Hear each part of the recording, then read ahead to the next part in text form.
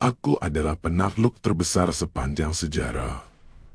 Kekaisaran Mongolia yang kudirikan membentang dari Asia hingga ke Eropa. Bahkan ukurannya 2 kali lipat dari Kekaisaran Alexander Agung. Aku dilahirkan dengan nama Temujin. Namun setelah aku berkuasa, orang-orang mengenalku sebagai Genghis Khan yang berarti penguasa tertinggi. Aku lahir pada tahun 1162 Masehi di perbatasan Mongolia dan Siberia. Ibuku Hoelun dan ayahku Yisude adalah pemimpin salah satu suku di Mongol. Saat aku masih kecil, ayahku menjodohkanku dengan Burte, putri dari Dai Sechen, pemimpin salah satu suku terpengaruh yang ada di Mongol. Akan tetapi sebelum pernikahan sempat dilangsungkan, ayahku tewas karena diracun oleh suku lain. Aku yang saat itu masih berusia 9 tahun, dianggap masih terlalu muda untuk menjadi kepala suku. Akhirnya, aku bersama 6 orang adik dan ibuku dibuang ke stepa yang jauh dari suku kami. Stepa adalah padang rumput luas yang tidak memiliki pepohonan dan hanya memiliki sedikit curah hujan. Bisa dikatakan aku dan keluargaku dibuang ke daratan yang keras itu untuk dibiarkan mati perlahan-lahan. Namun kami berhasil bertahan hidup dengan cara berburu. Masa mudaku dipenuhi dengan tantangan dan pertempuran. Aku bahkan membunuh saudara diriku untuk bisa bertahan hidup. Aku juga pernah ditangkap oleh pemimpin suku yang pernah membuangku. Mereka lalu menjadikanku budak karena merasa terancam dengan keberadaanku. Namun, sebelum aku berusia 20 tahun, aku berhasil melarikan diri, dan akhirnya aku menikahi Borte tunanganku. Pada tahun 1205, saat usiaku 40 tahun, aku berhasil menyatukan semua suku yang ada di daratan Mongolia. Aku menghabisi semua pesaingku, termasuk mantan teman baikku Jamuka. Di tahun berikutnya, aku mengadakan pertemuan yang dihadiri para perwakilan wilayah yang ada di Mongolia dan mendirikan Kekaisaran Mongolia.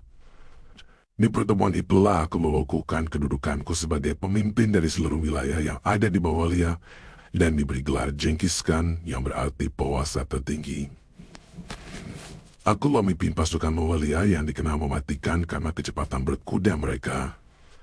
Pada dasarnya, bangsa Mongol adalah bangsa nomaden yang suka berpindah-pindah tempat. Jadi, ketika kami sedang melakukan ekspansi, kami tidak akan membawa kereta berisi pasukan yang akan menyulitkan perjalanan. Kami hanya akan membawa kuda-kuda besar yang pangkas dan kuat untuk membawa persediaan makanan secukupnya dan juga senjata. Hal inilah yang membuat kecepatan kami sulit ditandingi oleh pasukan lawan. Tahun 1211, aku memulai ekspansiku ke Kekaisaran Jin di Cina. Aku memporak-porandakan seluruh desa yang ada di wilayah tersebut dan melaksa ribuan rakyat mengungsi hingga membuat para tentara pasukan Jin kelaparan dan membunuh petani mereka sendiri. 3 tahun kemudian, aku akhirnya berhasil mengepung Beijing. Penguasa Kekaisaran Jin saat itu sepakat untuk memberikan sejumlah besar emas, perak, sutra, dan kuda pada pasukanku. Namun sang kaisar berbuat curang dengan memindahkan istananya ke kota Daifeng. Setelah menyerang Kekaisaran Jin, aku melanjutkan ekspansiku pada tahun 1219 ke Kekaisaran Khwarezm yang menguasai wilayah Turkmenistan, Uzbekistan, Afghanistan, dan Iran. Meskipun di sana kami kalah jumlah, tetapi pasukan Genghis dan Tangkas berhasil menyapu kota-kota yang ada di Khwarezm, termasuk Bukhara, Samarkand, dan Urgench. Pada tahun 1225, aku akhirnya kembali ke Mongolia. Saat itu wilayah kekuasaanku sudah membentang dari Laut Jepang hingga Laut Kaspia. Meski begitu, aku tidak bisa bersantai terlalu lama.